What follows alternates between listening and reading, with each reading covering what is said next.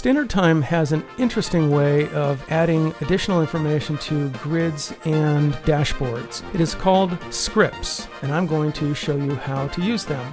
I'm looking at the time logs page. I got here by going to Home, All Views, and then clicking Time Logs. What I want to do is add some additional columns to this grid using scripts. You probably already know if you right-click on the header and choose Insert Column that you can add any of the properties for a time log, but it turns out that if you scroll a little farther, you may see scripts if you've added some scripts to the system. I'm going to add two columns. One is Employee ID and the other is Average. So let's pick the first one, and then I'll right-click again, choose Insert Column, and choose the second one. Now these scripts are marginally valuable. They're simply here for demonstration purposes. The first one will fetch the employee ID for the employee who has logged each time log, and the second one shows the average time for the job that this time log is under. You can see different employee IDs listed here, and you see different averages for jobs that the time logs are under. Now, how did we get these? Let's start by going over to Home, All Views, and going down to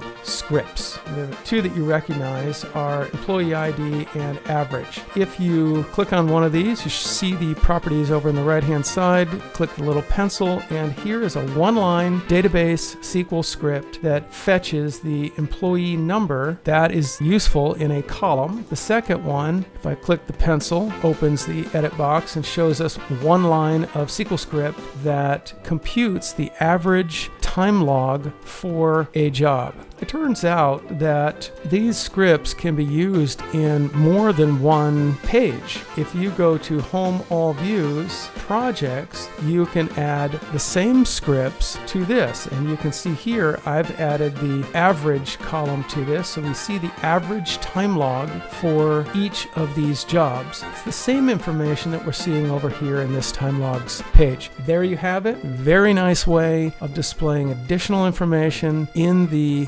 grids and dashboards of Standard Time.